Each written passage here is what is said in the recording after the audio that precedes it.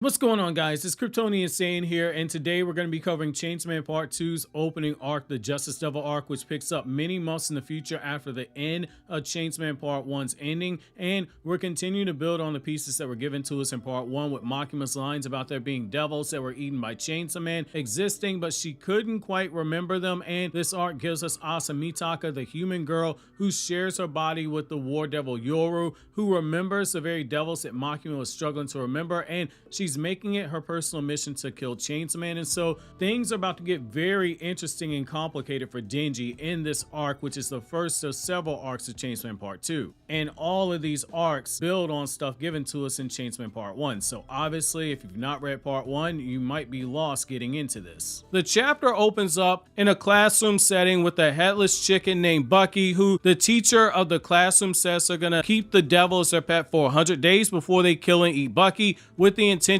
for the classroom students to learn how truly precious life is, which is some very sick and twisted foreshadowing for the huge theme of this chapter, which is that life is very fleeting, life can be gone at any moment. And it's at that point that our heroine of the story, Mitaka, is actually shown to us, and given how things are shaping up, she might actually be the future antagonist once the story shifts back over to Denji, because this chapter right here was definitely a parallel to Chainsaw Man Chapter 1. However, whereas that chapter was about Denji's origin story as a hero, we're actually seeing Mitaka's origin story as an antagonist. Right away, the contrast we see is between Mitaka and her other classmates. She's super resentful. Her internal monologues are downright nasty. At one point, she's telling a happy couple to just drop dead. It's brilliant for the setup for the plot twist at the end of the chapter, where Fujimoto decides to tie everything that we've seen in this chapter together in a very neat bow. Figuratively, even though technically it's a very messy blow, given how much guts and blood sheds at the end of the chapter. What I love about this setup is that we see how Mitaka's a lot darker and more bitter than her classmates, but we also see that she has a darker past than her classmates because her parents were eaten by a devil. So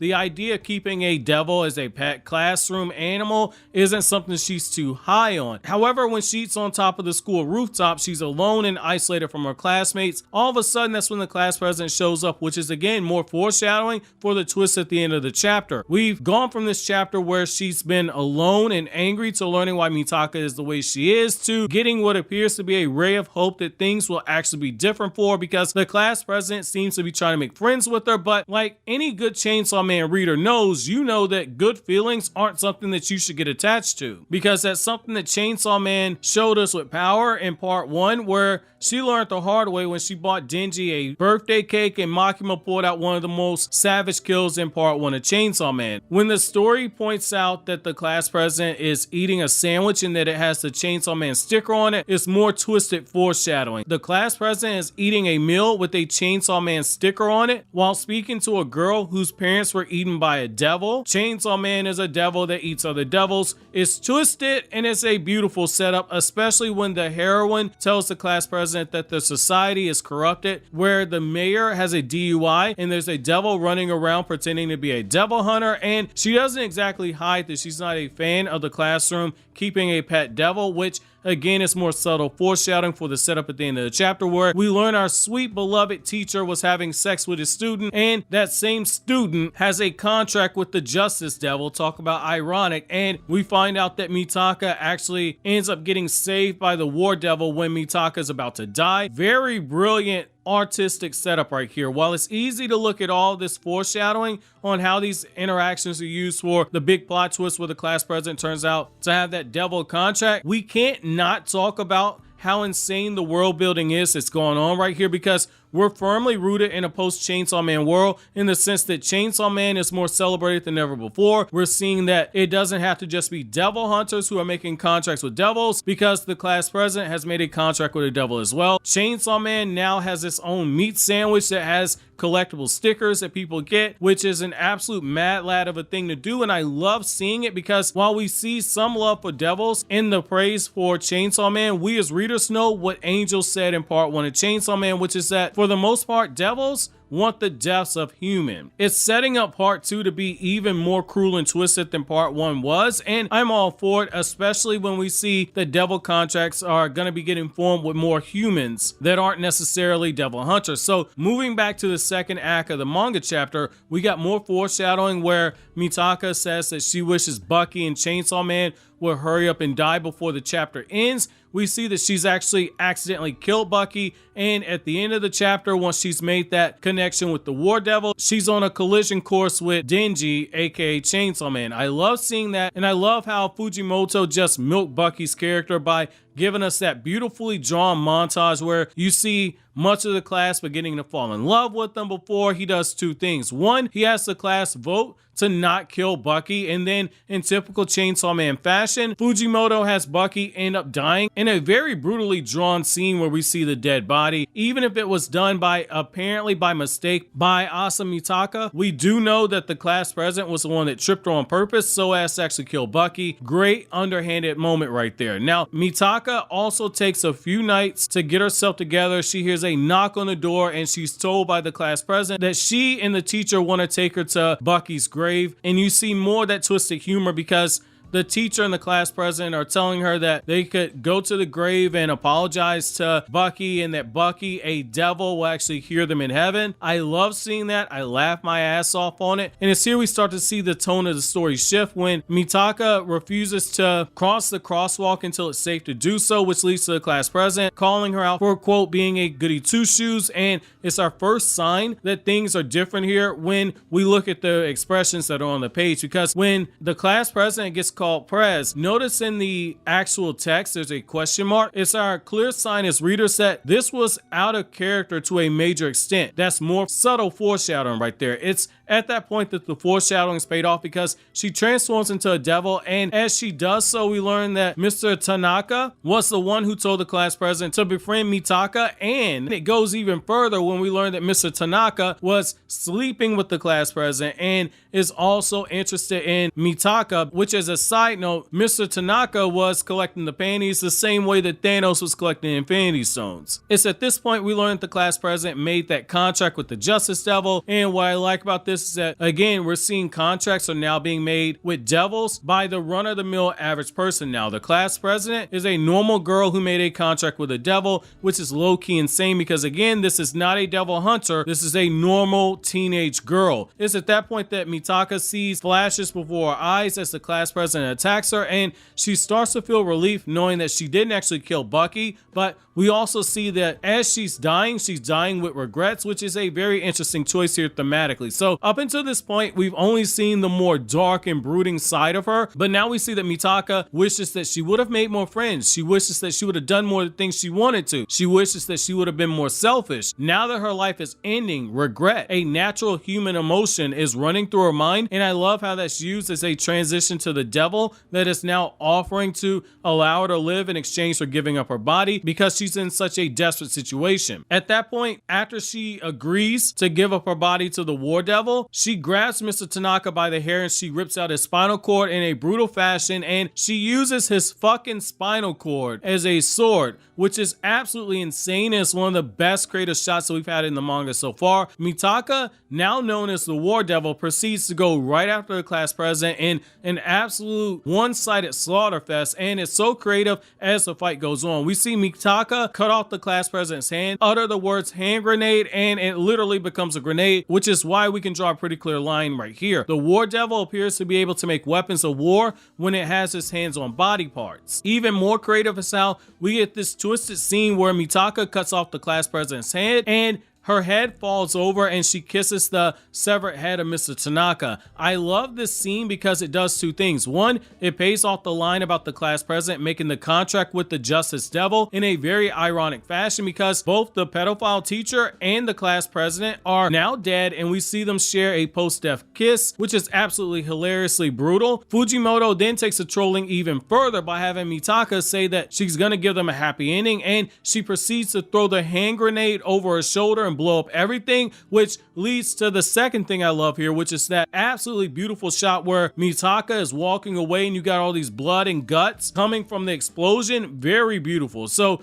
I like how after that we see that Mitaka sees the Chainsaw Man meet up on the poster, and she declares that she's gonna make Chainsaw Man vomit up nukes. I'm loving what we're getting right here. The biggest thing is that even without being in the chapter, we feel Denji and Makima's presence here. Denji is more in your face with the Chainsaw Man stickers and posters. Makima is a more subtle way when it comes to a war devil, and it's something that's meant to just kind of prod the minds of readers. Now, following the sequence of events, we wake up with Mitaka wondering if everything she remembers was just a bad dream. As she does this, the news report speaks about the absence of Chainsaw Man this week, which is a nice tie-in to the fact that Mitaka is going to have to help the war devil hunt down Chainsaw Man, all while making us as readers wonder what in the world's going on with Denji right now. It's then we see the war devil has confronted Mitaka with a very terrible truth that is now her reality, and if she doesn't go along with her plans, Mitaka's gonna get killed. When Mitaka accuses the war devil of killing her friends, she learns the hard way that the only person who can see the war devil is her, and the war devil doesn't physically exist except for in her own mind, but she's every bit as real as she fears. Even though when she tries to tell herself this is all a hallucination, we as the audience know that that's not the truth. This is brilliant, and the reason being is that the war devil has only taken over half her brain, and the reason why she left one half intact is downright genius, because she did so purely because she knew the fastest way of being exposed as a devil is if she began acting out of the societal norms that have been established. By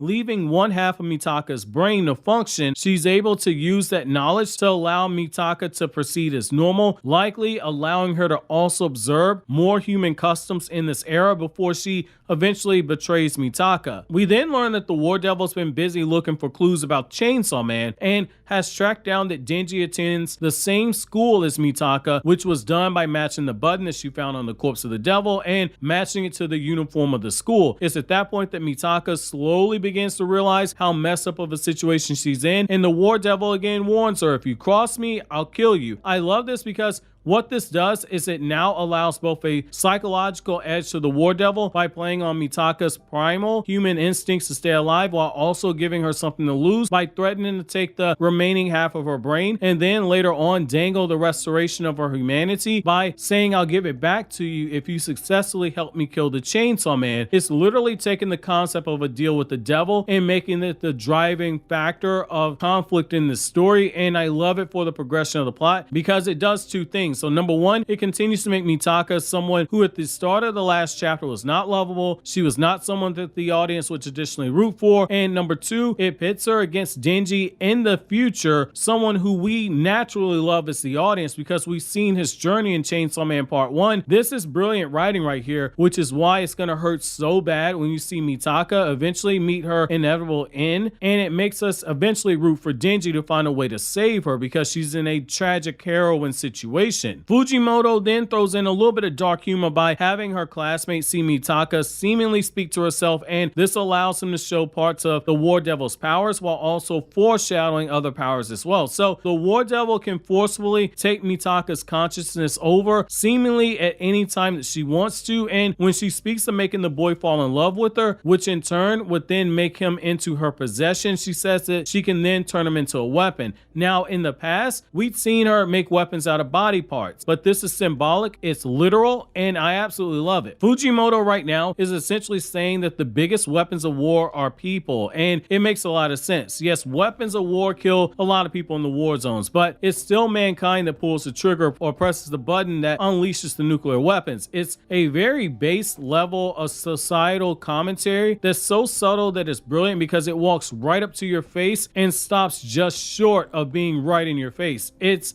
in a way, it mirrors Makima a lot. Makima used her power of control to make others do her bidding, but this is a different power that's being set up to be the potential opposite, willingly giving into the darkest impulses of mankind, which are love, which can be dark and make people do dark things, and murder, which can be done in the name of love. Even if Fujimoto only goes the route of having people fall for the war devil, in turn become those that she can turn into weapons, it still opens up the commentary of people and war and their reasons behind undying war all being interconnected. When Mitaka hears that the war devil is planning to go after the Chainsaw Man, she thinks to herself that she needs to find a devil hunter, and that's when she gets told that even in her own mind, her thoughts are not safe from the war devil, which makes a lot of sense. Half her mind belongs to the war devil, and so it makes sense that her thoughts are being shared with the war devil as well, which means that she's not even safe in her own mind. I love how the war devil, after making the threat, follows up that momentum of the situation to parlay it into making a deal with Mitaka. If she helps her destroy the Chainsaw Man, she'll give her body back. However, this is Chainsaw Man. This is not going to have a happy ending. And with the war devil especially, there's something more to this arrangement that Mitaka has absolutely missed, and we as the audience are being kept in the dark about it, which means it's likely going to be revealed later on in the future. However, Mitaka is desperate right now, and desperate people can be manipulated into doing things that they themselves would know is wrong, but this is also Fujimoto making a social commentary on the nature of man. Societal norms and expectations go out the window when it becomes a matter of survival.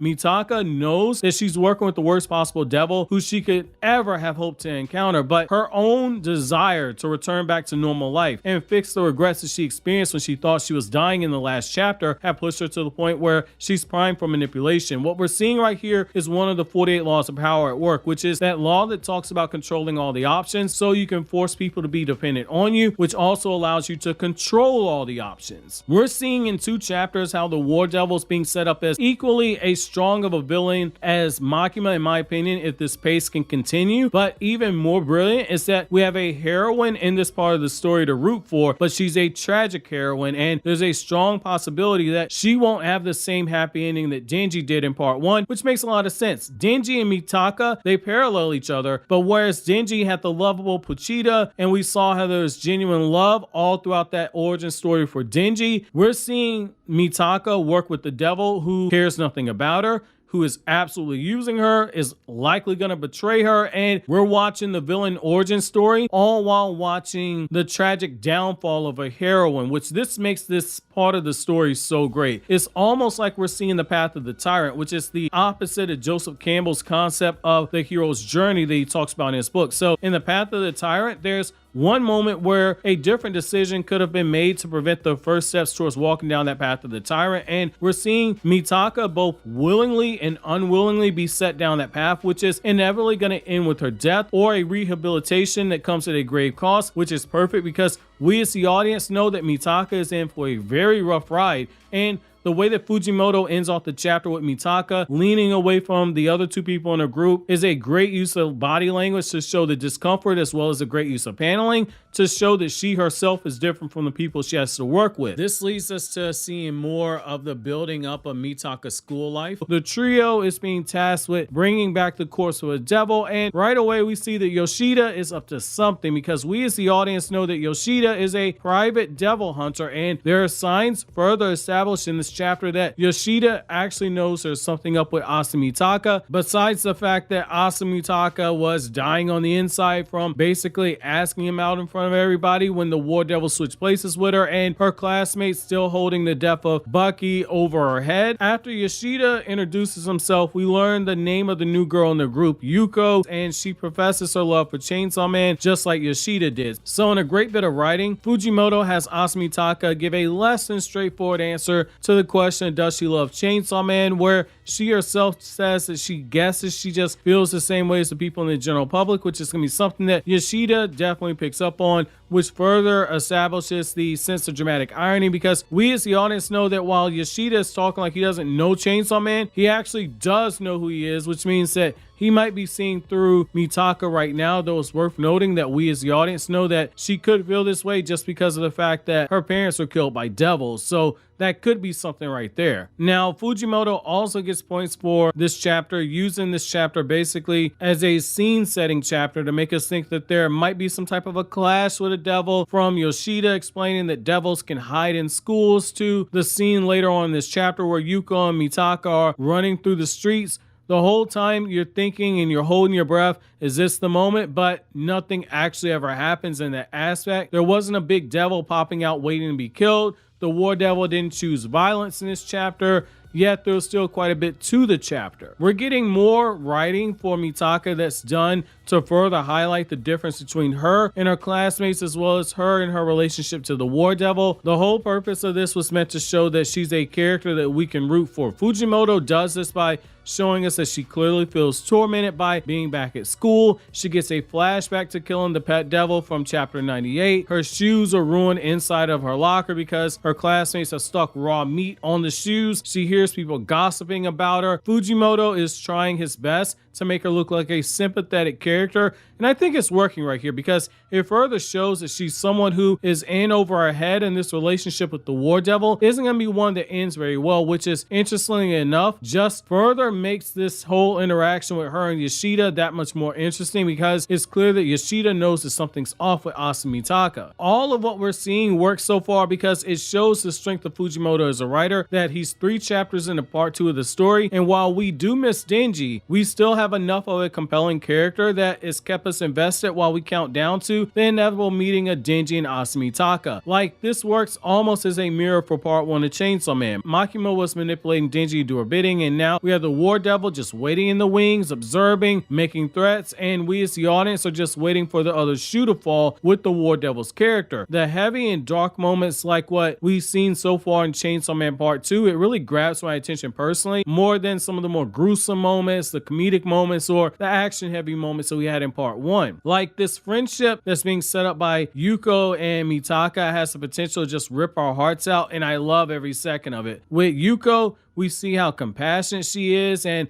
with her showing her concern for Mitaka, giving her one shoe so her feet don't hurt too badly from walking around with no shoes, to her getting her to follow her home so she can give her the other shoe, telling her she can keep the shoes or she can sell them for money if she needs money. We see that she's clearly someone who has a big heart, which is why it's gonna hurt so damn bad when she eventually gets taken out of the picture. In a lot of ways, this really reminds me of Denji and Aki's brotherhood that we saw form over the course of Chainsaw Man Part 1, and we all know how that eventually ended for Aki. Like, the death flags for Yuko is one of the biggest thing that came out of this chapter. Now, on the other hand, though, we start seeing signs that the War Devil Yoru might actually feel for Mitaka. It will make a lot of sense in a way. Mitaka and the War Devil share the same brain, and we've seen before with Puchita that devils can actually care for humans, but like, this is the War Devil. We just had her threaten to kill Mitaka, and in this chapter, for the tiniest of seconds, I felt like she might have let her guard down a little bit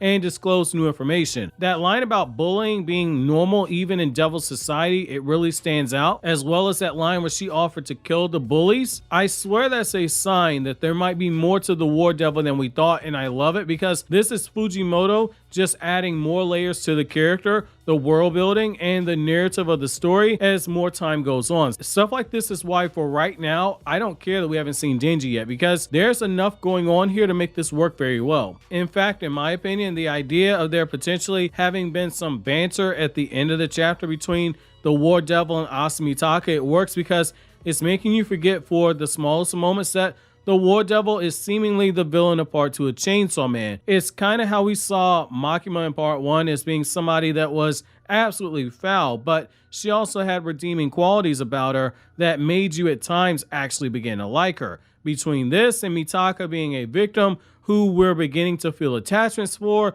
it's going to make that moment when they clash against Denji feel so earned, because we as the readers, we might be conflicted if this is handled correctly. Fujimoto as a mangaka has definitely laid the groundwork for a nail-biter of a chapter. We start the chapter off with more of that wholesome bonding between Yuko and Asa Mitaka, where we see Yuko reveal to Mitaka that she's just like her in the sense that her parents were killed by devils, and she looks so excited when discussing the prospect of the two of them growing up to be devil hunters one day, and they can hunt devils together, they can get rich, make more money than somebody that goes to college, which is a former college graduate, that definitely stings. However, going as far as to say that they're gonna become Avengers one day, she's so wide-eyed and she's so brim-filled with excitement that you can't can't help but watching all this and realize she's probably going to end up dead well before we get to the end of part 2 of Chainsaw Man, because Fujimoto showed us in part 1 he does not care about what characters we get attached to. Everyone is on the chopping block to die, and scenes like this where she's saying we're going to become Avengers together, that's exactly why she's going to die, and likely when she does die, it's going to rip our hearts out. Looking past the fact that Yuko has more death flags in this chapter than an anime mom does, the information we get about the War Devil right after this is pretty interesting. So we learn that her name is Yoru, and we also learn more about her powers and how she can make her weapons stronger. So in terms of her power, Yoru basically says that when it comes to her powers, the guiltier you feel about turning someone into a weapon, the stronger that weapon will become, which means that the stronger that the bonds are, like say the bonds between a parent and a child, between friends, between lovers, if one of them were to be chosen to be a weapon, it would be pretty dangerous because of how strong that bond would be and the deep sense of regret you will feel. Now, I personally love this for the fact that in the last chapter, we got hints that the War Devil wasn't as bad as we thought, and there was a mention of how bullying was prominent amongst devils as well. And now we have the hint that the War Devil might have actually felt guilty about turning people into weapons in the past just due to how the rule of her power works. So that's really good. This is a really good use of writing to humanize Yoru more while also keeping her a dark character, because she flat out says in the chapter that Mitaka is getting too attached and she needs to go ahead and kill Yuko by taking her into one of the abandoned buildings and kill her so she can transform into a weapon, which that in and of itself is very dark, but this is Chainsaw Man. We all expect that. So she then goes a step further and says that the guilt and fear that Yoru sensed inside of Mitaka at the very suggestion that she does this will make the weapon stronger if she waits until the attachment she feels towards Yuko grows stronger and then kill her later on. So again, more death flags for Yuko have been planted. The next thing that we learn in this chapter is that the War Devil is actually limited in how she can take over Mitaka's body. So initially, I thought maybe this was a ticking clock situation where she could take over Mitaka's body anytime she wanted to. However, that's not the case. She can't take over Mitaka's body when she's scared, which is a nice touch of conflict because it makes fighting devils way more complicated, while Mitaka is just cutting her teeth along the journey of fighting devils. Because at the end of the day, she's still a teenage girl. This is still something brand new to her. So you have to remember, when she first made her contract with the War Devil, that was different because in that moment, she was so desperate to live that the desperation likely overshadowed any type of fear that she might have had, because Mitaka was just desperate to stay alive and she was filled with a lot of regrets in that moment, versus at the end of this chapter, she's flat out scared for her life and for Yuko's life when she's confronted with what looks like to be the respawn version of the Bat Devil. Now, the other thing this chapter does is that it manages to give us more about the world building by reminding us that even though Yoru is easily one of the most likable personalities that we've had amongst devils in Chainsaw Man, and even though the opening chapter for part 2 literally shows us that Chainsaw Man is viewed as a sort of a pop culture figure because he has his own collectible stickers like stuff on his burgers, there are some in this world who still know that devils are nothing nice to deal with, and that speech that's made in the street reminds us of this. So the speaker does a good job of getting his point across that you're likely going to be killed by a devil in this world than anything else. He goes as far as to break it down in numbers by saying like, hey, 20 people you pulled up here to hear me speak. So here's the hard truth. 5 of you are going to die of old age. 5 of you are going to die by illness. 1 of you is going to die by a traffic accident. 1 of you is going to die by homicide. And if you feel like that's just too dark and you want to kill yourself, congratulations. 1 of you is going to kill yourself. The rest of you guys are going to be eaten alive by devils. Devils are what you need to be afraid of, because you'll die at the hands of a devil before you die peacefully in your sleep. Most of you guys think you're going to die in your sleep. That's not going to be the case. And it's then that Fujimoto gives us this absolutely gorgeous page spread where we see 4 people being killed by the Bat Devil in one fell swoop. And if we count Asa Mitaka and Yuko, there are now 6 humans there. And if you count Yoru, since she's inside of Mitaka, that makes 7 people. That's brilliant paneling and a brilliant sense of writing right there. The next thing that we see is a pretty gruesome panel where the Bat Devil is holding this really unlucky human by the waist and he's biting his arm off. In the subsequent panels that we get afterwards, we see other bodies on the ground around Mitaka and Yuko, with one guy with with black hair curled up, with blood oozing out his mouth. The guy who just got his arm bitten off is thrown to the ground with blood leaking out of his skull. The way that Fujimoto uses the next few panels to build up towards the reveal of Yoru not being able to beat the Bat Devil right now is very brilliant. So we see one panel where the sweat is beginning to fall down the face, and then we get another close-up to the droplets falling down the face of Mitaka. Then we get a different angle where we see Yoru tell Mitaka that they can't beat the Bat Devil currently, and then you get the close-up of Mitaka's eyes, and you realize that in this moment, Mitaka is about to piss herself, and the fear is beginning to set in, which brings us to another shot of where we see the other side of Mitaka and the back of the War Devil's head, as the War Devil informs her, I can't take over your body when you're scared. And it's then in that moment she tells her to begin to back away slowly and quietly, likely trying to keep the girl calm. However, Mitaka just takes off running, and I love how the War Devil's like, dude, I just told you, do not run away. I love it because this just reinforces the fact that we're dealing with a child here who is scared out of her mind, and she's being chased down by a devil. Like, this works so well because when we think back to Denji, yeah, there were times where Denji was afraid, but that man was ready to cut up some demons over the prospect of earning a kiss from Makima or the prospect of being able to touch boobs. Denji we saw push through his fear multiple times. But here with Mitaka, we see that she's flat out scared. And this is something that really works because what this does is it humanizes Mitaka's character going into chapter 102 while also setting the stage for us to see more of Mitaka's backstory so we can truly begin to appreciate the predicament that she finds herself in. So chapter 102 was 50 pages long, but make no mistake, this was not 50 pages that felt like a bore to read. So Yoru, the War Devil, has a moment where in the chapter, she all but confirms to us as the audience that Mitaka can actually use her powers at will should she choose to do so. And I think that this was done purely because of the purpose of survival, because they were in danger of being eaten by the Bat Devil, and Yoru was thinking of a way to stay alive, not so much about maintaining her leverage over Asa Mitaka, which that makes a lot of sense. She's inside her body. She's got half her brain.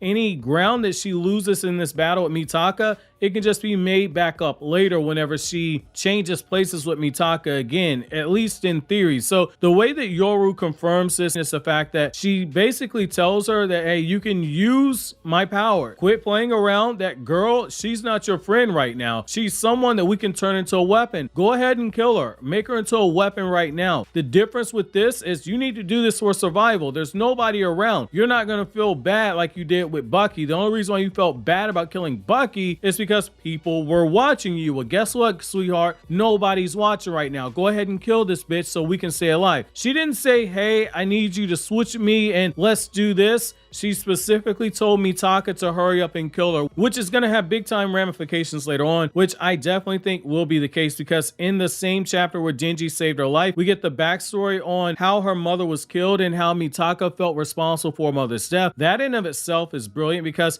it's another connection to Denji in part 1 of Chainsaw Man, which leads to more credence to the belief that eventually Mitaka is going to have to find a way to try and break free of Yoru, the War Devil, and here's why. So in the chapter, we learned that Mitaka and her mother were running for their lives, and Mitaka stopped to save a cat, which in turn results in the death of her mother. In part 1 of Chainsaw Man, we have the whole angle where you have Power and Meowie, where we saw the lengths that Power was willing to go through in order to save Meowie, and we all remember how that turned out for the Bat Devil in part 1 of Chainsaw Man. Now, in this chapter, Denji, in the process of having saved Mitaka's life, Denji in this chapter ends up saving the life of the cat, which in turn ties all three of these characters all back together. Maybe Denji saved the cat because he ingested Power's blood at the end of Chainsaw Man Part 1, and that could have had some influence on his decision, or it could be the bond that he himself had with Meowie, who would sleep with him in his bed, which made Power very jealous in the Assassin's arc of Chainsaw Man. However, Mitaka saving a cat resulted in the death of her loved one. Denji saving a cat resulted in the deaths of a few unlucky people,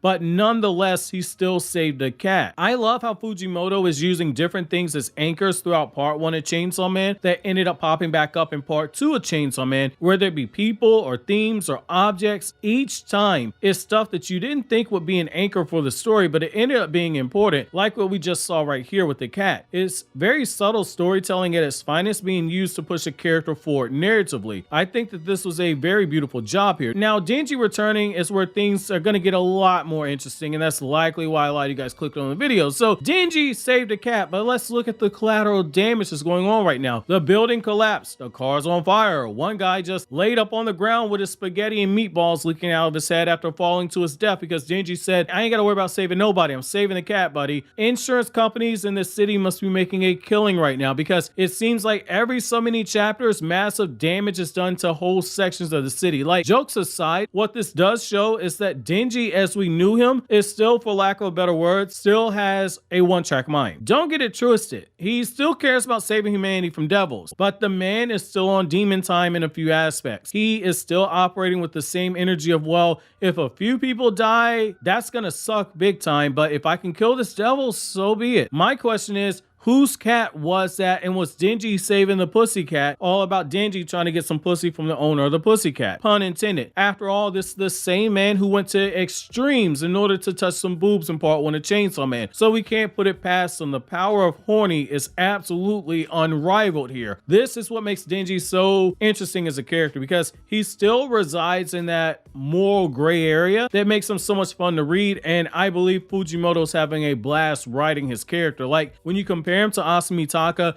we see she has a tragic situation and it's easier to call it black and white, though there are some shades of gray right here. However, Denji's just a walking gray zone as a character, especially when you start comparing him to his other peers in Shonen Jump. Whether that be V-Jump magazine like Son Goku and Boruto, or whether that be Weekly Shonen Jump like Deku and Asta and Tanjiro, Denji's just a character who stands out because he lives in that gray zone way more than those other characters. Like, in a lot of ways, he reminds me of Yusuke Urameshi from Yu Yu Hakusho. Denji gives off the same vibes, but a little better because you know what to expect from him, but at the same time, you kind of don't know what to expect from him. He's like the guy in the meme who has the two button choices on which button he needs to press, and he's wiping his forehead. Only Denji, more often than not, is doing so with a smile on his face, and he's more so gonna be leaning towards chaos for the option that he picks. So it's here that the story is gonna shift briefly back over to Denji. Being blunt, our boy Denji was pretty base in this chapter, a good refresher from what we've seen with Asa Mitaka, who,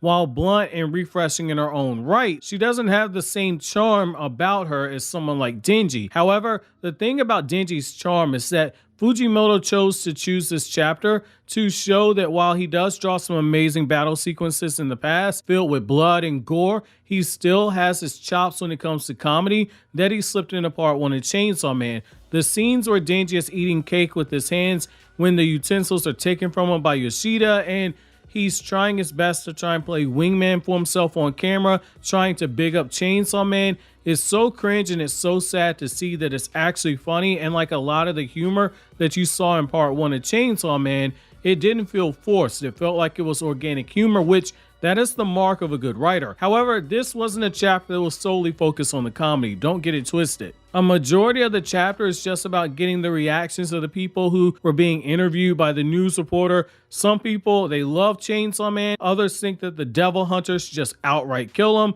Some think that he's part of American propaganda. Some hate the fact that he's causing so much property damage. Some think that he only saved the cat in order to eat it, which at that point, it prompts our boy Denji to show up on camera and say, hey, I take offense to that. Chainsaw Man would never eat a cat, and he goes on to give himself huge compliments by bigging up Chainsaw Man, and it's because he's trying to get himself laid by a woman who might be watching the news and wants to learn the hard way if every part of Chainsaw Man is a chainsaw when he transforms. But the cameraman's like, yeah, we're gonna be cutting that part out. No need to give your number out on screen. And Denji looks so disappointed because he thought that was a surefire way to get himself some box. In the time afterwards, when they're seen chanting Chainsaw Man's name, we see further evidence of just how much the world has changed from part 1 of Chainsaw Man to part 2 of Chainsaw Man, which goes back to what we saw a couple of chapters ago when the man was preaching on the corner and he was warning people that devils aren't what you think they are. The leading cause of death is death by a devil. Don't cheer for a devil like Chainsaw Man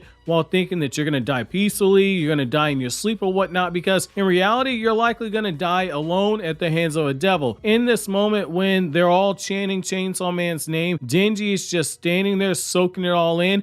And that's when Yoshida pops up. Now, at this point, every one of us manga readers who thought that the two of them might be working together. Just got hit with a double-fisted middle finger by Fujimoto in this chapter, because that is going to be far from the case.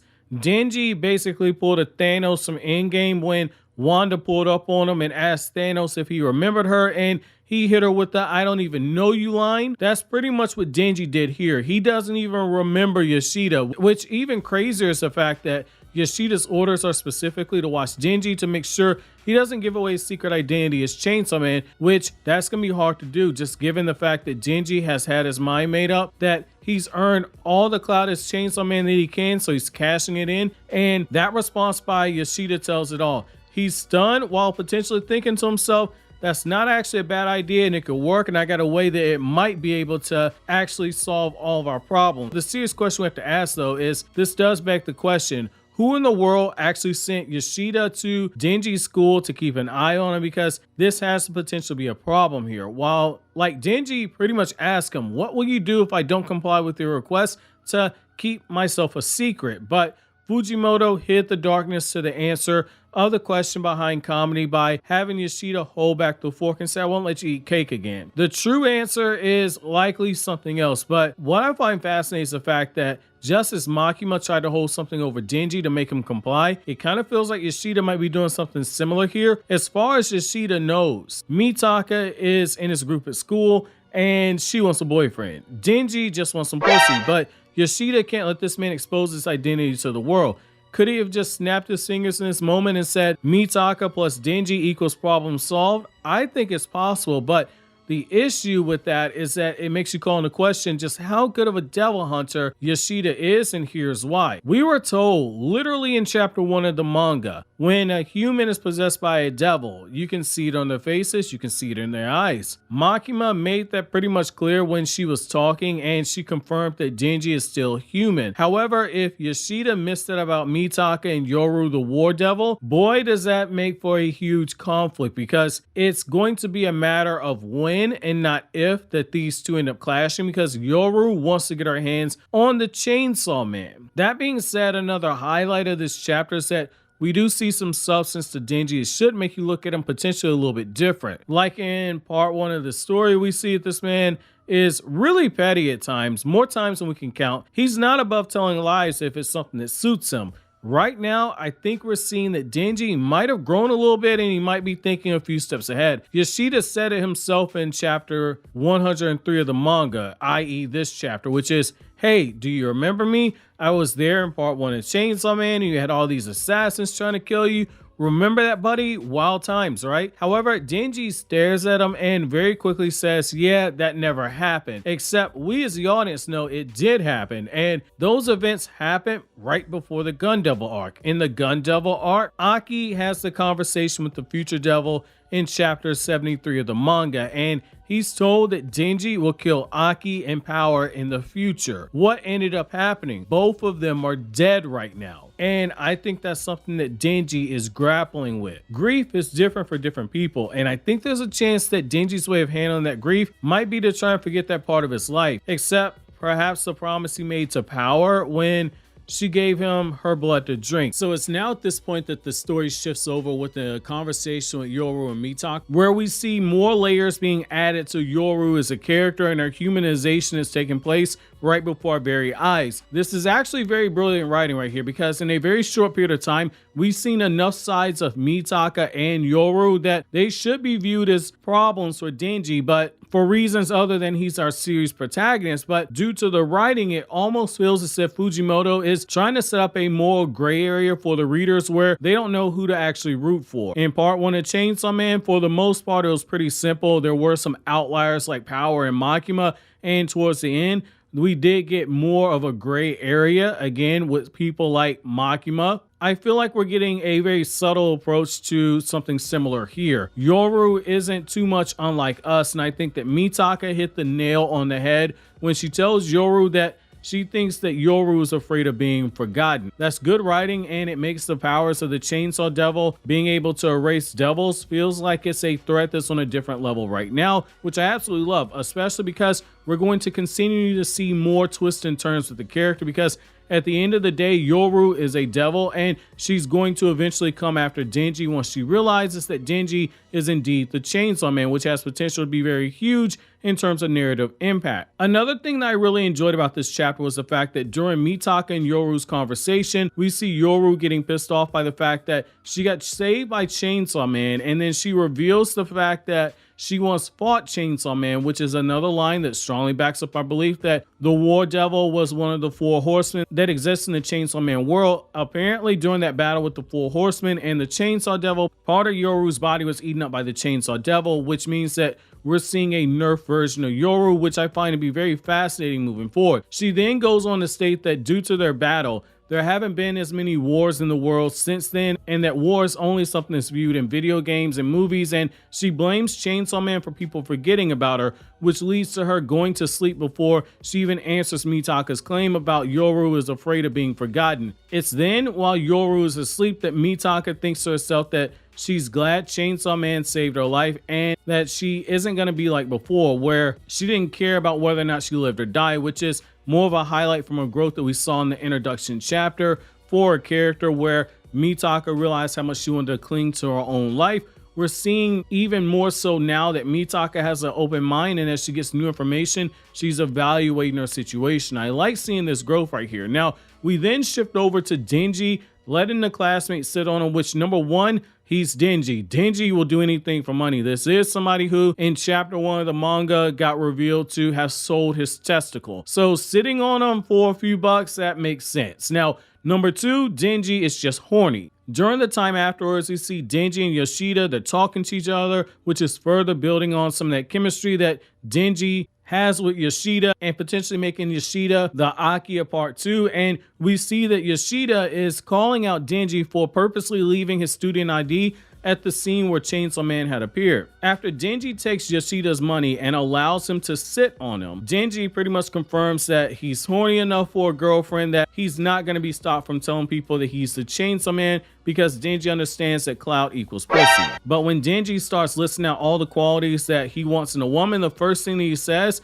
is that she needs to be desperate enough to want a boyfriend, and that's when a light bulb goes off for Yoshida, because he gets the brilliant idea to have Mitaka and Denji meet. Now, this brings into question something about Yoshida that we have to address right here. We were wrong, and by wrong, I mean we were very wrong about Yoshida. Yoshida is not as smart as we might have thought that he was, because he tries to hook Denji up with Mitaka, which that in itself, that is smart. But those of us who thought that he might have noticed Mitaka was being controlled by a devil, we were wrong. While Makima did say it's easy to tell if someone is under the control of a devil if you look at their face, as we saw in chapter 1 of the manga, Yoshida looks like he's missed Mitaka's predicament altogether. Another thing of note right here is that, again, Fujimoto appears in a very loose way to be setting Yoshida up as being Denji's Aki in part 2 of Chainsaw Man, which means don't get attached if you're a Yoshida fan. We then see Denji, Yoshida, and Mitaka all on the balcony before lunch. We see Yoshida trying to play wingman for Denji. However, Denji low-key plays himself by saying, I'm a huge fan of Chainsaw Man. I get it. Chainsaw Man's popular, so chances are Mitaka would have been a fan, but he totally misread the situation, which is absolutely hilarious.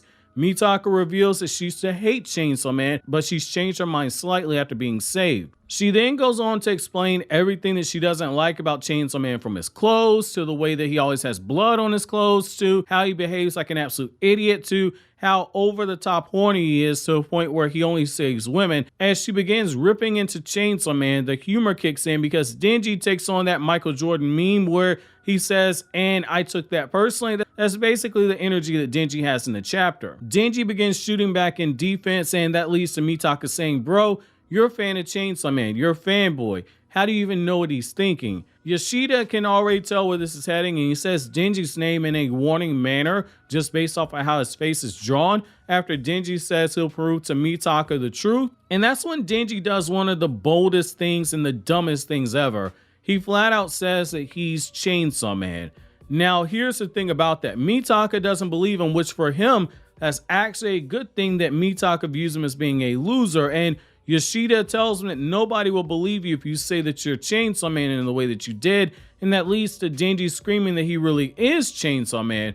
Now, outside of the fact that our boy Denji just exposed himself as being a loser, which given his circumstances on how he grew up, we can actually excuse him for that. The fact is that Yoru might start paying closer attention to him because of this. Now it's going to be here that we're going to shift over a little bit and we're going to start focusing a little bit more on Mitaka and her relationship with Yuko, while also tying up the loose ends that come from what just happened with Denji with his identity. This chapter established a few things early on in the chapter, from the fact that Mitaka didn't believe Denji. She said that if he really was the Chainsaw Man, would he really be this stupid to expose himself, to Mitaka pretty much calling Yoru not the sharpest knife in the drawer she believed Denji to, Yoru making us look at the mighty four horsemen of devils a little bit different, at least in the terms of the war devil itself. For as calculated as Makima was, as well as dangerous, Yoru has flashed some signs of being both dangerous as well as awkward and insecure. The way she got flustered in this chapter was another sign of it, and from a writing perspective, slowly adding more layers to a character is never a bad thing. The other thing Fujimoto did in this chapter was a very brilliant use of dramatic irony. It was well done in this chapter because we as the audience know that for as sound as Mitaka's logic was for why she believed that Denji was full of it when he called himself the Chainsaw Man, from her observation that he was a Chainsaw Man fanboy to wearing a Chainsaw Man t-shirt, she was actually wrong here. We as the audience know that she was wrong, and we know that Yoru was the one who was correct. Even crazier is how when we get to Mitaka's suggestion that they draw a devil to the school in order to attract Chainsaw Man, it was foreshadowing for the end of the chapter. It was right in our faces the entire time. Another thing to note here too is that Yoru, being as big of a crybaby and as irritable as she is, that's a dangerous set of personality traits for a devil who is as powerful as she is. While it's comical to see her pouting over the last few chapters and not wanting to be forgotten, to throwing temper tantrums in this chapter over being called stupid, this is one of the four horsemen of devils. So that's going to be something that we have to keep our eyes on when we look at the mood swings of Yoru, especially now that Yuko is probably going to be one who forces the issue with Chainsaw Man in the future, but we'll get to that in a moment. The other thing interesting here that's going on is that Mitaka appears to be pushing her relationship with Yoru to see how much ground she can take in their relationship, and potentially even calling Yoru's bluff, where Yoru stated that she could read Mitaka's mind. She's testing it here.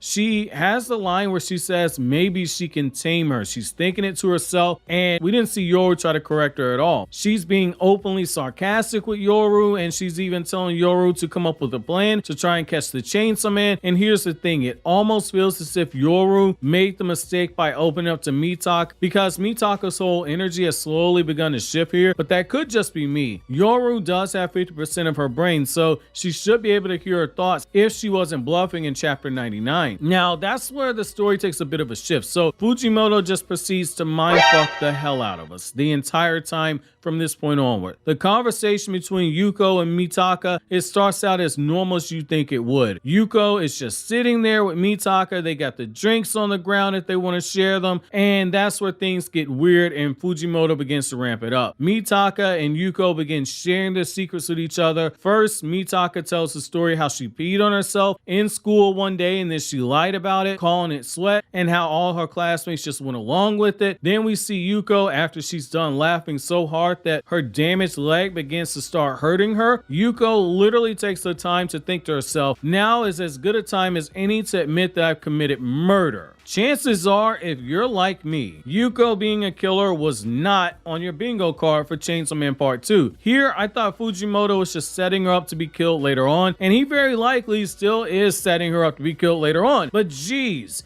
Yuko being the killer might stay around for a while. Yuko reveals that not only did she kill a man, but she killed him for gambling while he was supposed to be on disability, and she said it with a straight face too, complete with a smile and no remorse. Ladies and gentlemen, we have a crazy one, but that's not the only thing that she did here. Yuko also reveals that she made a contract with the Justice Devil, which now brings up a really major question here. What does she give up in return to make the contract with the Justice Devil? Why is the Justice Devil so focused on making contracts with people at Mitaka's school? And what does the Justice Devil want with Yuko, if it even wants anything from her at all? Because again, devils just want the destruction of humans, in most cases. Pochita and Denji, that relationship, that's the exception.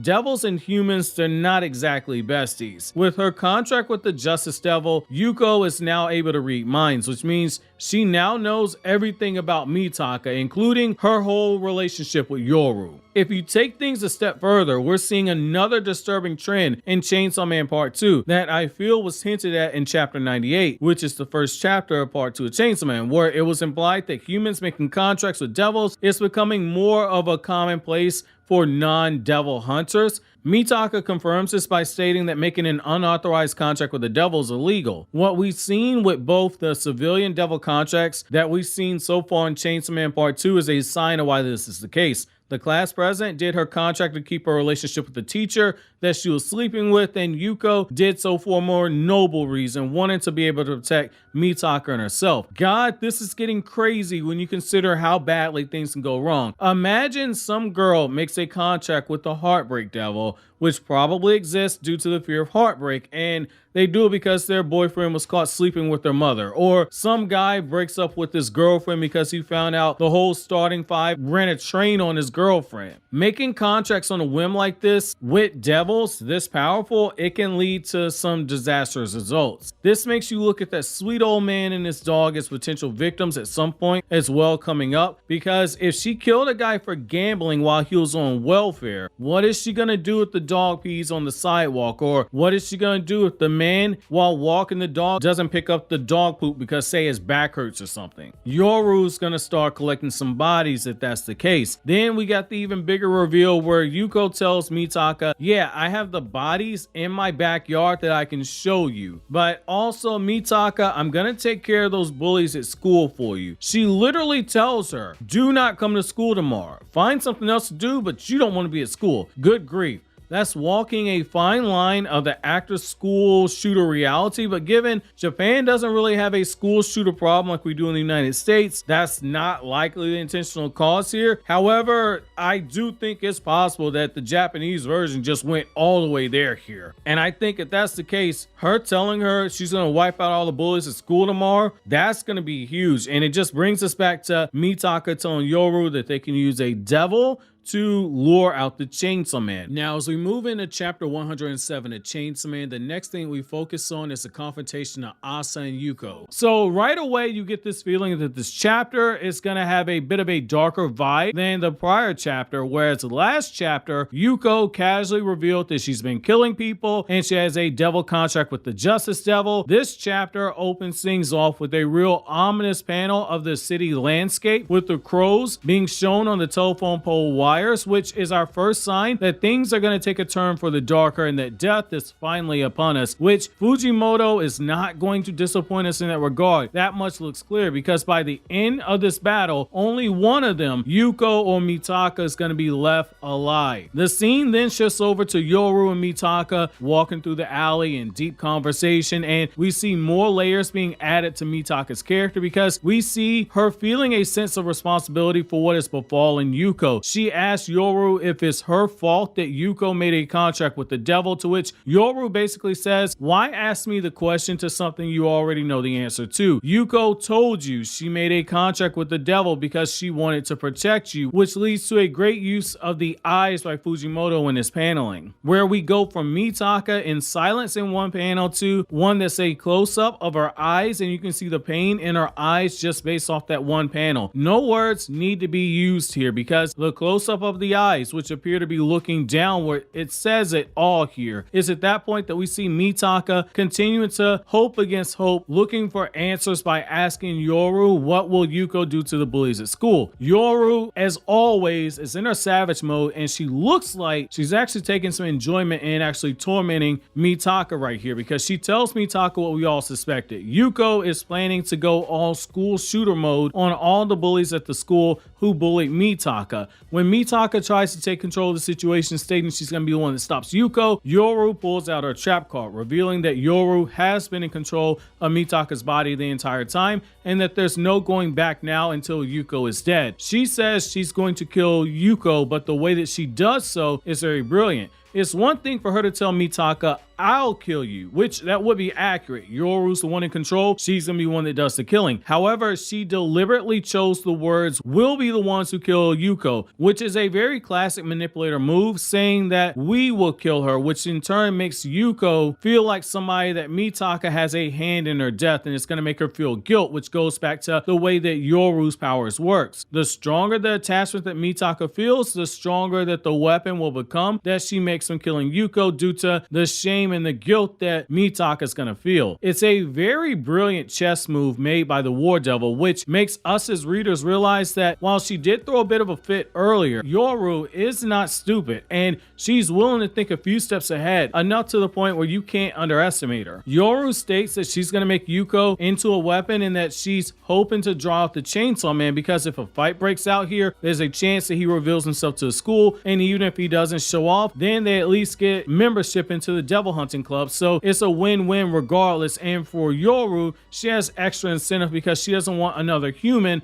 knowing about Mitaka and Yoru's connection. It's then that we see Fujimoto brilliantly playing around with the tonal work for the chapter in terms of the art in this chapter by having Yuko standing next to the burning fire, which appears to be her burning the dead body in her backyard that she said she buried before. Yuko is drawn with half of her face shaded out from the shadows while she looks down at the fire, and in the bottom panel, we see that there are blackbirds, i.e. the crows, from the bottom right corner of that panel, flying upwards towards Yuko's panel, almost as if the crows are flying towards the likely to soon to be dead Yuko, which is very subtle foreshadowing and a very good use of setting right there. Now, after Yuko makes her way to the school, she's greeted with the sight of Yoru standing in the hallway with her sword drawn. Due to Yuko's ability to read minds, she realizes right away that Yoru is standing in front of her and it's not Mitaka. Not only that, but she realizes that Yoru is going to try to kill her. Yuko tries to bargain with Yoru, stating that they can fight after the bully's been killed off, but Yoru calls bullshit on this, stating that, let's say we do agree to those terms. Yuko, you're just going to run off immediately after the bullies are killed, because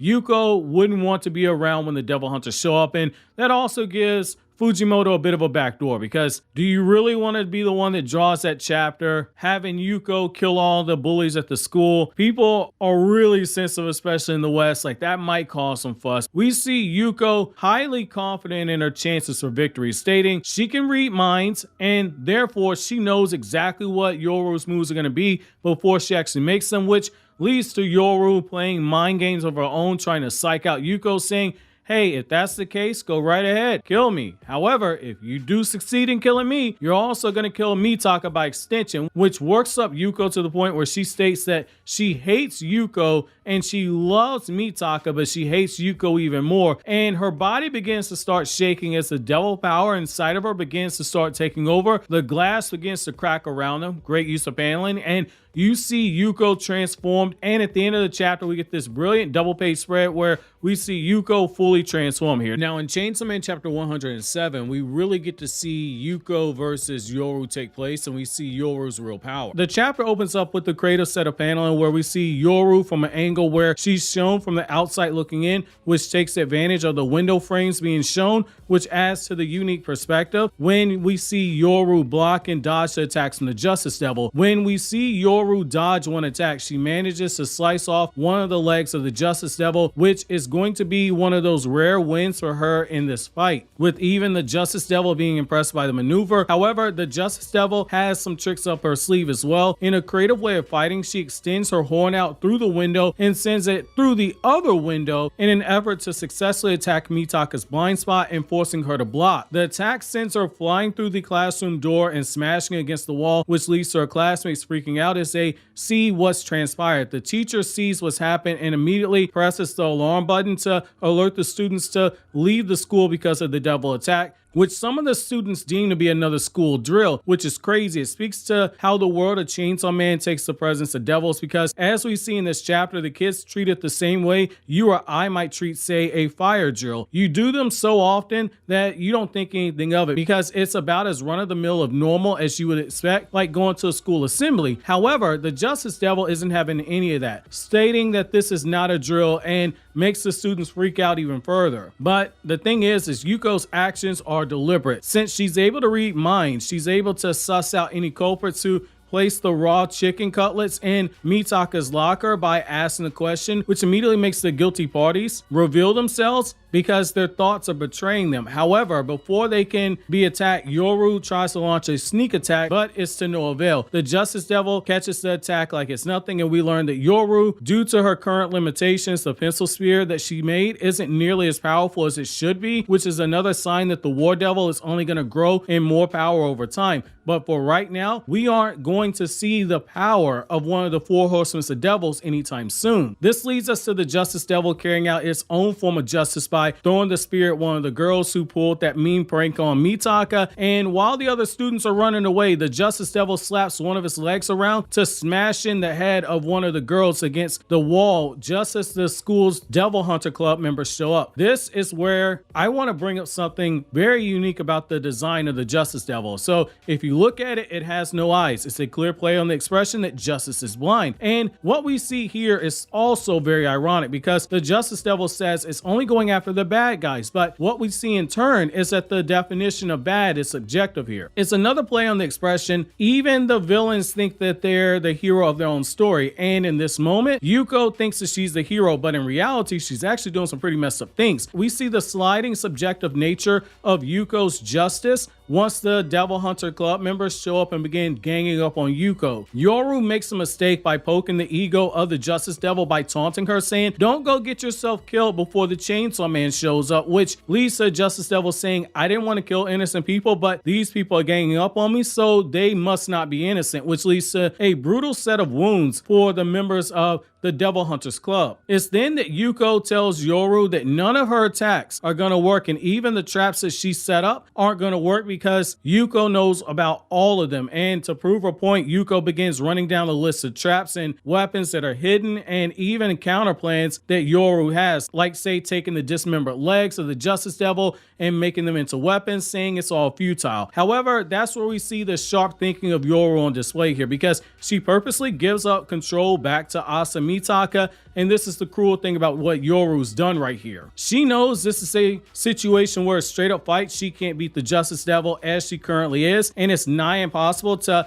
make a workaround to try to beat someone who can read your mind and counter your attacks before you follow through with them. However, she's using the emotions and love that Yuko has for Mitaka as a way to try and create that opening. Yuko did it to herself in the last chapter, if you look back at it, where she stated that she liked Mitaka, but she hated Yoru. Yoru knows as long as Mitaka's in control, Yuko won't do anything. It's a very cruel maneuver to use someone's strong emotions against them in a way that she's doing. She knows human nature, and she's using the human need to have a sense of need and belonging and acceptance as a way to create her next opening with Yuko, because now that she's seen Mitaka back in control, she won't harm her, and she might even use Mitaka as a way to continue working over Yuko. It's actually a really cruel method of fighting that Yoru has employed here, because she's essentially using human motions as a way for her to get an opening on the person that she's trying to take down, which is what makes the next confrontation that we have hit home that much harder. With Chainsaw Man chapter 108, we see more of Yoru's gamble working, because with Mitaka now being in control, able to confront Yuko, it has absolutely changed the dynamic of the battle itself, adding an extra layer of emotion to it. In one chapter, Fujimoto has managed to make Mitaka an even more sympathetic character, and I'll explain how later on in the reviews. The chapter opens up where the last one left off, where you have Mitaka staring down Yuko, and Yuko is now justifying her actions by comparing her actions to the Gun Devil, going so far as to state that in comparison to the Gun Devil, who killed over 1 million people in part 1 of Chainsaw Man, what she did killing 3 or 4 people isn't anywhere near as bad. In fact, she goes on to state that she's justified for her actions because she kills only the bad ones. However, Mitaka pushes back, stating that she doesn't need to continue doing this, which leads to Mitaka asking Yoru what will it take for her to make a weapon to fight against Yuko, and we learn more of how Yoru's powers work as the War Devil. Simply by touching something that belongs to Mitaka is enough to make her a weapon, and it's at this point we get a great panel of Mitaka looking down with her eyes closed, showing that she's in deep thought, and when she touches her clothes, clothes, we see her mouth drawn tightly together like she's hesitating. But the moment of hesitation isn't because she's afraid here, but instead she makes a sword out of the last uniform that her mother purchased for her before she died, something she has a strong emotional attachment to,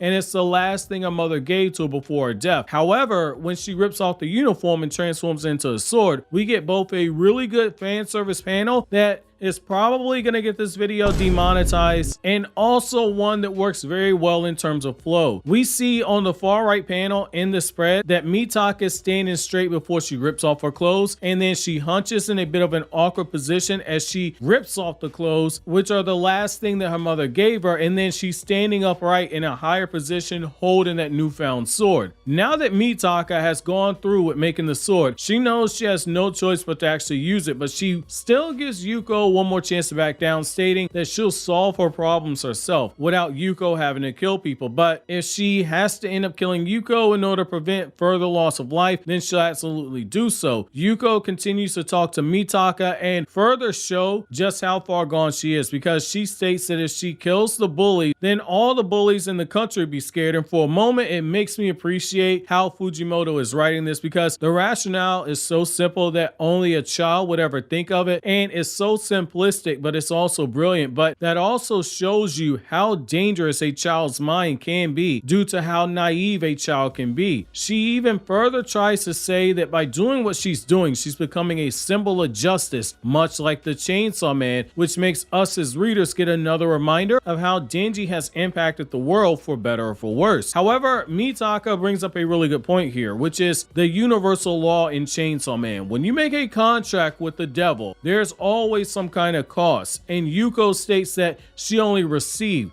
There was no cost on her end, which either makes the Justice Devil look even more sus, or there's something that Yuko's lost that she herself didn't even realize. We've seen in the past how some devil contracts can take the lifespan of a human, or even take their eyesight, their eyeballs, their fingernails. So this is one of those times where you look at Yuko and the class president in the first chapter of part 2 of Chainsaw Man and realize that they don't know what they've gotten themselves into, which is both good for the story, but it also makes you pity how some people in this universe are rushing in and making decisions this major without actually thinking about it. Now, getting back to the chapter though, we see Mitaka swing her sword at Yuko, and at first glance, even though Yuko thinks the attack did nothing, until you get the gorgeous double page spread of an impact shot where you have Mitaka standing in the hallway with Yuko sliced into hundreds of pieces and Yuko's head speaking in mid-sentence. We then see the blood begin to start to splatter from the organs that were sliced, and once everything hits her, she breaks down screaming, and Yoru is just sitting there impressed with how strong of a weapon she actually had, which leads to the moment that Mitaka says that she made the weapon out of the uniform that her mother brought her before she died. And then we see Mitaka get a flashback of Bucky the chicken dying when she sees the organs and the blood, and that also sets off Mitaka, which I love because it continues to add layers to Mitaka when we chart her growth and experiences from chapter 1 of part 2 of Chainsaw Man, where we first got introduced to her. We then see more heartstrings getting tugged when Mitaka begins to beg Yuko not to die, and as Yuko starts dying, we see what appears to be a student now showing up claiming that she can save Yuko, and asks Mitaka if she wants Yuko to be saved, to which she says yes, and we have this student claim that Mitaka is her younger sister. But here's the thing. When Fujimoto shows the eyes of that student, this is what you have to pay attention to. The eyes are drawn in the same way that Makima's eyes were drawn, in the same way that Yoru's eyes were drawn, where we have the circles in the eyes. And that's also another red flag when you realize that Yoru is nowhere there when this conversation is going down. Meanwhile, outside the school, the devil hunters have shown up and are ready to fight the devil that attacked the school. But unknown to them, Mitaka has already seemingly handled the problem, except we then see the Justice Devil pop up out the school, breaking everything in sight, and appears to be a giant size version of itself, which begs the question, what just happened here? But in typical Chainsaw Man fashion, you actually have to wait a little bit longer before you get the answer. Not too much longer, but just a little bit further. Because what Fujimoto wants you to do is to sit there and stir over the fact that we now have what appears to be 2 of the 4 horsewomen of the apocalypse.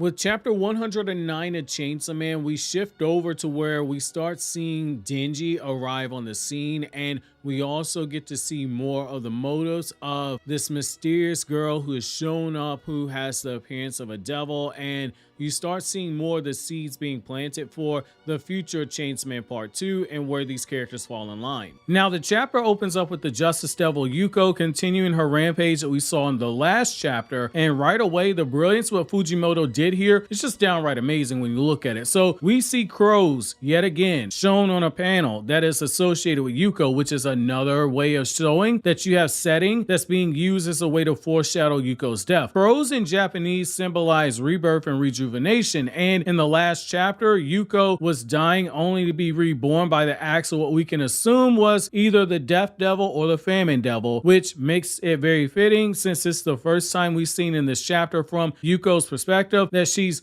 looking up at crows itself. However, those who will be reborn will eventually end up dying again because that whole cycle is samsara, life, death, rebirth, and that whole cycle, which is actually what happens at the end of the chapter itself, which that's also a nice nod to the fact that this is a very Western-like thing to do in the sense of Yuko's basically a school shooter, and in Western societies, crows are often associated with death. So either interpretation that you go with, depending on how you look at it, this definitely works here. So while she's undergoing her rampage, Yuko makes it a point to take out the devil hunters who showed up on the site in order to take her down, but Yuko kills them like it's nothing and eventually turns her eyes towards a young girl who mistakenly thinks it's responsible for Asa Mitaka being harmed. However, we can draw two brilliant conclusions about this moment with Yuko. Did the missing devil do something to Mitaka, which I think is a lot less likely, or did Yuko in a rage in the end of the last chapter knock out Mitaka? I think that's more the case here. She wanted so desperately to become someone who could help Mitaka by getting rid of the bullies who made her life hard for her, that Yuko ended up harming Mitaka and knocking her unconscious. Justice is blind. The justice devil is drawn with no eyes. Justice system can be hypocritical, and sometimes injustice is turned an eye to in the name of the greater justice itself, which for Yuko, the injustice is that she herself might have been responsible for Mitaka's condition, but she thinks by getting rid of the bullies and potentially even the schools themselves that that's going to be enough links to justify what she's gone through. However, there's just one thing she didn't count on: our horny main character Denji showing up ready and willing to expose his cover. You have to believe that part of the reason why Denji did this wasn't just because there was a giant devil on the loose like he said, or that there was a half-naked Asa Mitaka a few feet away from him. It was more so likely that he heard a female screaming and saw an opportunity to transform in front of her, play it cool, and be the hero by transforming into the Chainsaw Man in front of her, because our boy has progressed from wanting to touch some boobs in part 1 of Chainsaw Man to letting women sit on him like a chair to now all of a sudden wanting to go all the way home to do adult things with whatever female will let him do so. After Denji transforms, putting on a show for the female student who sees him in battle, Denji does what Denji does best, which is use his horny motivations to kick some serious devil ass. And Yuko quickly learns that when it comes to Denji, reading his mind isn't gonna work. Denji isn't thinking about his next move. There's no super well thought out complicated plan. He's only thinking about how to use the battle to expose his true identity so he can get laid. It really reminds me of the speech that Whis gave in Dragon Ball Super when speaking of Goku maintaining Ultra Instinct and how Goku's mind was cleared and he focused only on the battle itself and not overthinking things in the way that one could do when they're locked in a battle. For Denji, this isn't Ultra Instinct so much as this horny instinct, and he's focused mostly on making sure that he accomplishes the goals of his pervy little heart. This ends up being bad news for Yuko, who becomes the latest devil to be slain by Denji. We then get an absolutely gorgeous set of panels, in my opinion, that flow together, showing us Mitaka on the ground and coming to and looking around before she picks herself up off the ground. And as we see her shadow, I love the fact that Fujimoto places a lot of emphasis on her shadow being extremely dark, whereas the panels before that were whited out, showing the contrast between Mitaka being the light and Yoru being the darkness. And I love this because it shows us the foreshadowing that Mitaka was giving way way to Yoru. And when we look closely at Yoru, when she calls out the Chainsaw Man, we see the eyes change and the scars on her face appear, showing us that this is actually Yoru talking. While I can see some people looking at those Mitaka panels and going, bruh, there's no background here, I think this choice is intentional, just given the shift that we see to Yoru on the next page. Fujimoto wouldn't be the first mangaka to forego backgrounds in certain scenes like this to put emphasis on the characters right before a reveal like this. Now, if you see backgrounds in the physical manga volume, then that was just Fujimoto ran out of time and that need to be corrected for the physical manga volume. I don't think that's the case. It's the small details like this that really make me love Chainsaw Man as much as I do, because you see on the prior panels how Mitaka's eyes are black, but once Yoru takes over, she has the same ring-shaped eyes that you saw with Makima and the mysterious devil who showed up in the last chapter. Even if Yoru didn't have the scars on her face, the eyes changing was enough of a giveaway. This does lead to a big question. What does Yoru do now that she's in front of Denji, and is Denji stupid enough to transform back into his regular appearance? I guess the better question here would be, as far as Denji is concerned, is the man horny enough to change back into his regular form? God, with Yoru standing there in front of him with those bra and panties, I wouldn't put it past him. He's horny enough to do it, and narratively, if he does so, Yoru now has a face to attach to Chainsaw Man. However, on the other hand, Yoru knows that she's too weak to fight Chainsaw Man as she currently is, and the whole purpose of wanting to make weapons in order to grow stronger so she can eventually take down Chainsaw Man. And this is where you see the brilliance of Chainsaw Man Part 2, because you see Yoru in a true dilemma and she has a decision that she has to make. Does she attempt to try and attack Denji, or does she just take her loss and recalculate her moves? With chapter 110 of Chainsaw Man, we do get a resolution to this current dilemma with Denji and with Yoru, but we also start exploring more the humanity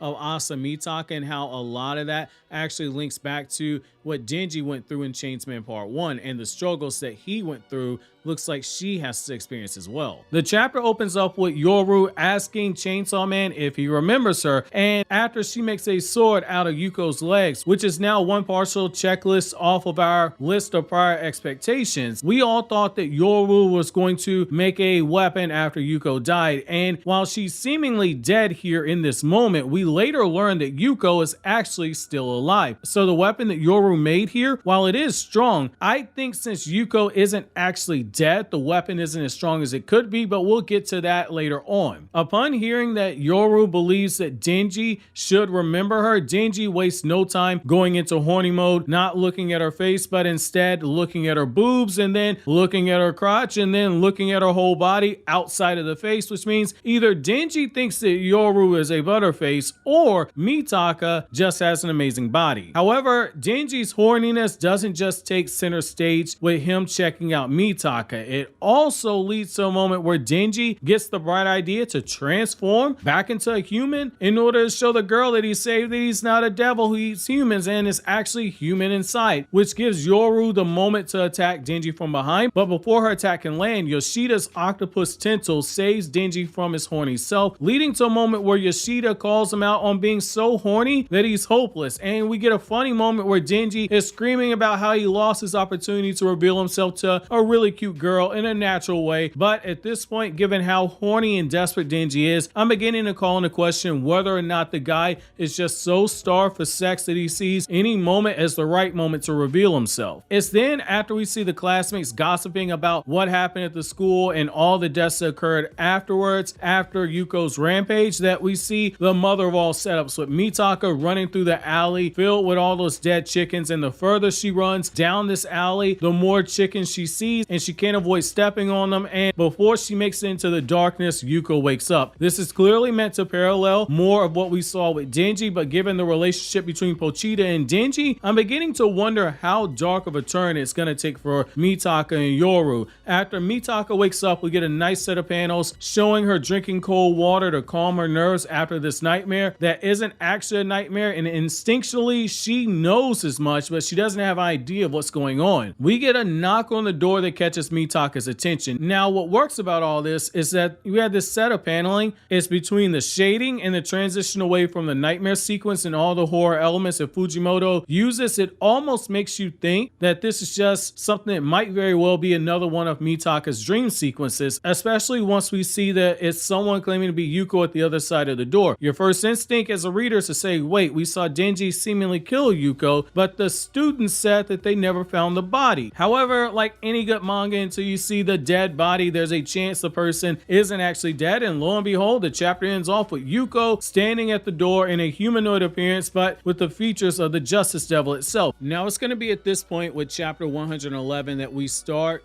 getting to the climax and the ending of the entire Justice Devil arc and all the parallels that you saw with Mitaka and Yuko, as well as the ending that makes you question everything you've seen up until this point, because Fujimoto has clearly broken your heart. And it's all done for the purpose of getting us to the next arc of the story, which is the dating Denji arc. The chapter opens up exactly where the last one left off, where we see Mitaka face to face with Yuko, and it's here that Fujimoto begins starting the warning bells right away for us. We see Yuko get too ashamed to look at Mitaka as she tells her goodbye, and after saying she's going to look for a relative who's a devil hunter to see if there's a way to turn her back into a human again, we get a well-drawn shot of Mitaka's eyes and the pain that we see in them when she heard Yuko say if she gets killed as a devil, she probably deserves it, which you can tell in that moment that Mitaka wants the exact opposite for Yuko. Whereas Yuko knows this might very well be her fate, Mitaka wants her to continue on living. But it's then that we see more the setup for Yuko's death at the end of the chapter. We learn that Yuko hoped that if she became a devil, that she'd be as beloved as Chainsaw Man, and that what she told Mitaka, it was just an excuse. And for Yuko, it really starts to hit home for what her true motivations are. She just wanted the basic human need, which is to feel wanted, to feel desired, to feel loved. She was starved enough for all of that she was willing to go this far, and because she was willing to go this far, she ended up falling victim to the Justice Devil, which I found to be very interesting here. Yuko is coming off like someone who made the literal deal with the devil and knows that her time is coming to an end. She doesn't know when, but all she knows is that it's likely very soon, and the way she's written is meant to strike a chord with the readers, and I think Fujimoto might have pulled it off here, but that might just be me. We then see Yuko explain the progression of her descent, where she went from saving Mitaka with the hopes of making her into a friend, to killing her neighbors, to killing her classmates, and then being so drowned out by the thoughts of others that she couldn't even hear her own thoughts anymore. But while this is going on, we see that Yuko's own body is so far gone that she's begun to attack Mitaka with her tail without her even being consciously aware of it. A sign that it's not just her mind that's gone, it's also her body as well that she's ultimately lost control of, further adding to the tragedy of Yuko. After telling Mitaka not to make a contract with the Justice Devil, Mitaka calls out for Yuko and tells her to stop, and we see Fujimoto further tug on the heartstrings by pulling a callback to one of the first moments we had with Yuko and Mitaka. Mitaka pays back the favor from a few chapters ago, where Yuko gave her the shoes to wear, only this time it's Mitaka offering up her shoes to Yuko and telling her that she can wear them, she can sell them, she can throw them away, and we see the two of them further exchange laughs and smiles, just setting things up for that eventual chainsaw on the back that's coming at the end of the chapter. We then see Yuko make the promise to Mitaka to return her shoes to her one day, and we see Yuko leaping across the city, and that sneaky bastard Fujimoto once again puts the ravens or the crows in the sky in order to foreshadow the death that's coming right around the corner, and the way that the birds are flying is in the direction of the next page, literally setting you up for what's already getting ready to come. It's a great use of anticipation panels where we see more of the birds flying around Yuko's body before flying into the air after circling her. Now, what's interesting right here is that we see Yuko say that she wishes she could know what birds are thinking, and in this same chapter, we get a round black object next to Denji while he's sleeping with the dogs on the next page, except the person with black hair isn't shown. However, the dogs are what we have to pay attention to right here. Makima had dogs. Nayuta is the reborn version of the Control Devil. Nayuta is being watched by Denji, and Nayuta has black hair. The Control Devil has the power to take over the hearing of animals. So soon after we saw all those birds flying around and being used as foreshadowing, it was actually actually double foreshadowing for Yuko's death and potentially Nayuta working to help Denji track down devils, which makes you look back at all those times where we saw the birds in the chapters before a lot differently now, because if I'm not mistaken, the first time we saw the blackbirds used prominently by Fujimoto in part 2 of Chainsaw Man was after Yuko's introduction in the chapter where she made the contract with the Justice Devil and said she was going to kill everyone at the school. At that point, we start seeing a lot of those birds all over the place. We also get these shots of Denji and Mitaka and Yuko seemingly asleep, except when we turn the page, we see that gorgeous double page spread where on the right side of the panels, we see the small details like the blood beginning to run down the nose on the top panel, then the open trickle from the middle panel, and then we see an even further trickle that gives us a close-up of the lips and the mouth, which serves as a transition to the middle panel where the whole page we see Yuko's severed head saying Chainsaw Man while blood is pouring out of her neck that used to have her head attached to it, and we see the silhouette of what appears to be Denji in the Chainsaw Man form holding her body, and we see those birds flying away. This is a really good way to end the entire Justice Devil arc because you have Yuko asking a question Chainsaw Man because she's not sure, goes back to the whole thing of Justice being blind, but also because this is setting us up for the dating Denji arc, it's a really great opportunity to start layering some tension between Mitaka and Yoru and Denji, because we as readers know Denji might have potentially killed Yuko. Now, we'll learn the truth about this in future arcs, but as of right now, because of how everything ended, you as a reader are asking those questions. And if you're curious about what happens next, you'll want to click on this link on the screen here that will take you to the Dating Denji arc recap once that's been uploaded.